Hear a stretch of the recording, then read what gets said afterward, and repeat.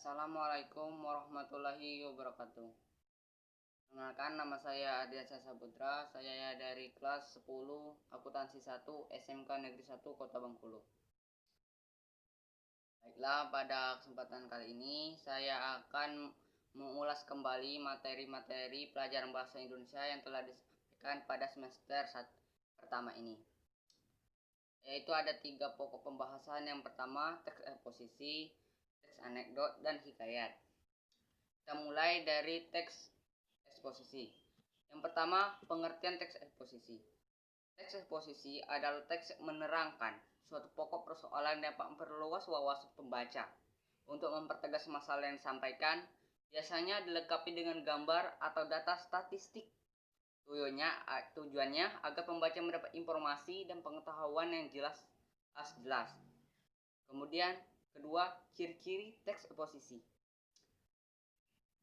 Pertama, bersifat objektif pada pembahasan persoalan dan tidak menggunakan kata atau frasa yang bersifat menarik emosional pembaca sehingga tidak memihak kepada pihak manapun. Kemudian, bersifat informatif, teks memuat fakta dan menggunakan bahasa yang baku dengan ragam laras ilmiah dan gaya bahasa yang lugas. Kemudian, struktur teks eksposisi. Yang pertama, menyampaikan pendapat atau tesis. Bagian ini berada pada bagian awal teks yang berisi topik yang diangkat oleh penulis. Yang kedua, argumentasi.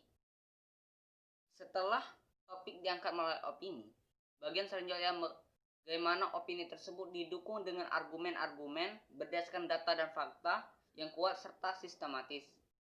Yang terakhir yaitu penegasan ulang. Bagian ini berada pada paragraf terakhir sehingga juga sering disebut dengan penutup atau kesimpulan.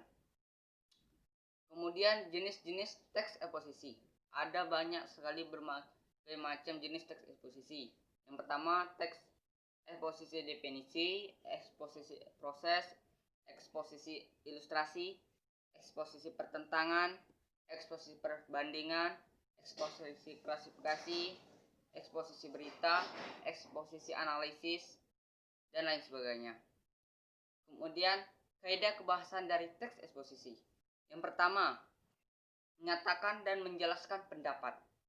Yang kedua, membuat fakta yang bersumber dari penelitian yang diperlukan data untuk menyajikan informasi. 3. Menegaskan pendapat yang berada bagian penutup yang bersifat objektif dengan ragam ilmiah dan kalimat efektif.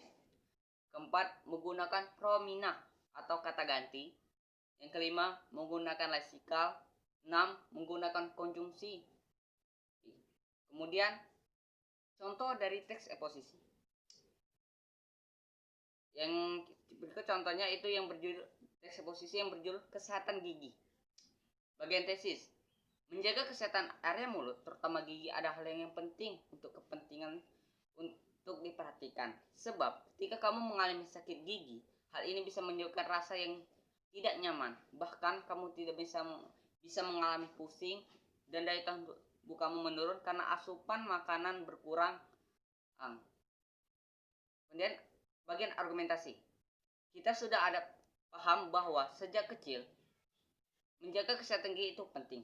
Asal disiplin dan rajin untuk merawatnya, sebenarnya kesehatan gigi akan terjaga. Langkah sederhana yang bisa kamu lakukan atau kita lakukan untuk menjaga kesehatan gigi adalah dengan menggosok gigi sekitar 2-3 kali sehari. Namun terkadang hal ini suka lupa atau malas untuk dikerjakan. Kemudian bagian penegasan ulangnya.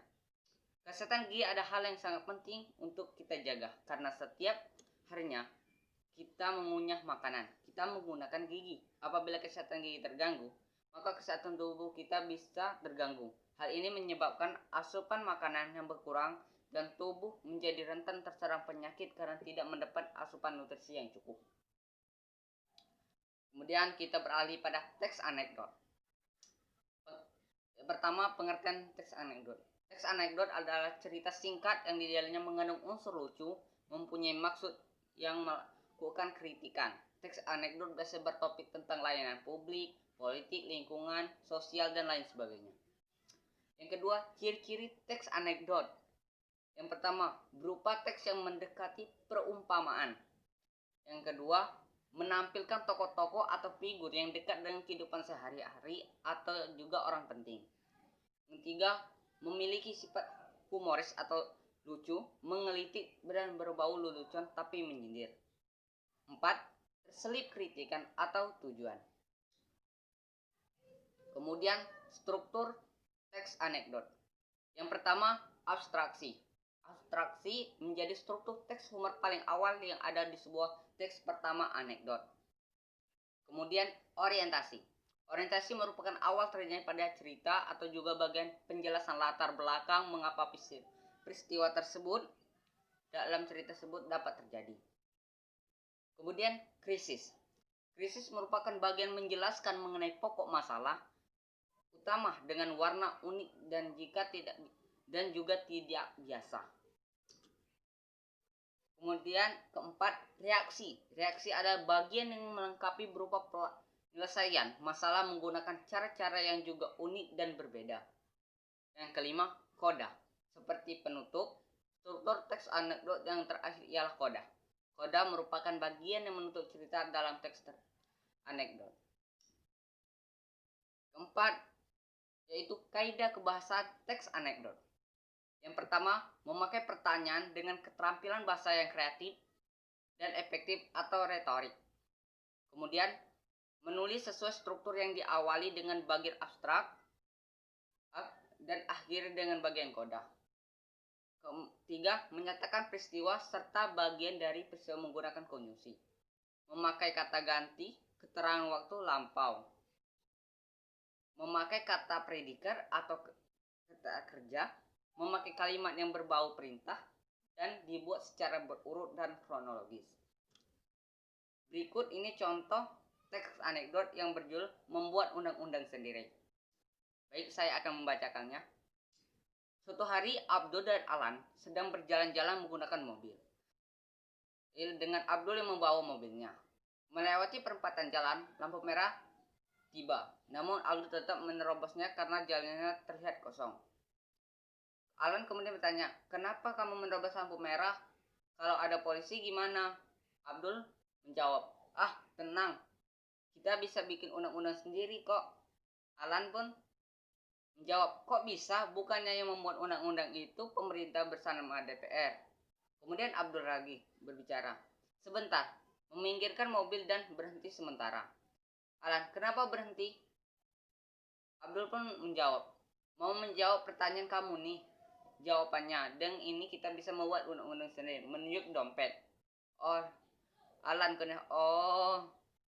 Di dalam teks tersebut menggambarkan kelucuan bahwa dengan duit ada makna yang lucunya ada, seperti Alan yang menerobos, yang pertanyaannya bikin pusing, tapi di balik cerita tersebut terdapat makna tersendiri, yaitu bahwa dengan uang, orang bisa memiliki jabatan dan membuat undang-undang. Kemudian kita beralih pada teks yang terakhir, yaitu teks hikayat. Yang pertama, pengertian teks hikayat. Teks hikayat adalah selalu teks yang memuat unsur membangkitkan semangat dan bahkan sebagai penghibur lara.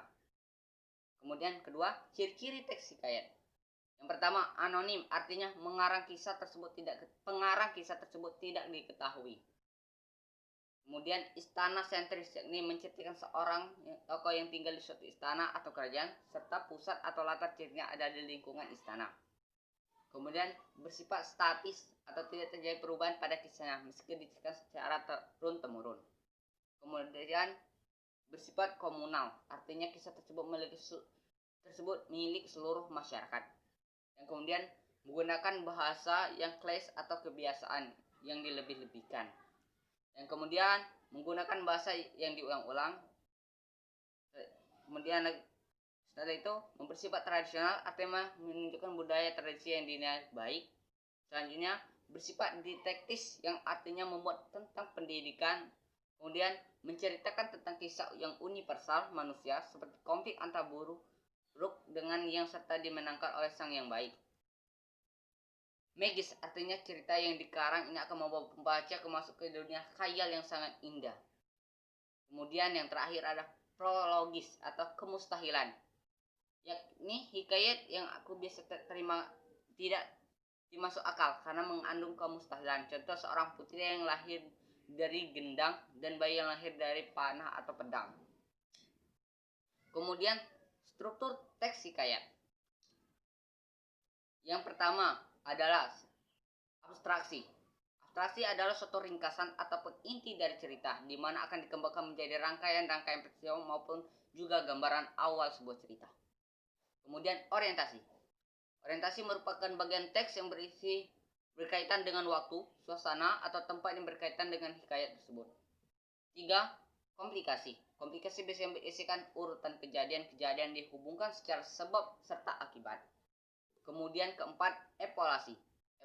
Konflik yang terjadi di mana pengaruh ada klimaks mulai mendapatkan penyelesaian atas konflik tersebut. 5. Yaitu resolusi. Di bagian ini pengarang mengungkapkan solusi terhadap permasalahan yang telah dialami tokoh atau pelaku. Yang keenam, kodah. Kodah merupakan nilai maupun pelajaran yang bisa diambil dari suatu teks cerita oleh pembacanya. Yang kemudian, kaidah kebahasan teks hikayat. Yang satu, pertama, menggunakan majas. Majas yang digunakan dalam hikayat adalah majas antonomisia, metafora, hiperbola, majas perbandingan seperti majas smell. Kemudian 2, menggunakan konjungsi atau gaya bahasa. Konjungsi yang digunakan dalam hikayat adalah menggunakan konjungsi yang menyatakan urutan waktu dan kejadian. Kemudian contoh hikayat adalah seperti hikayat si miskin, hikayat petani. Itu bisa kita baca sendiri masing-masing. Mungkin hanya sekedar itu yang saya dapat sampaikan untuk mengulas materi-materi pelajaran bahasa Indonesia kelas 10 semester 1. Saya akhiri, wabil taufiq wal hidayah. Wassalamualaikum warahmatullahi wabarakatuh.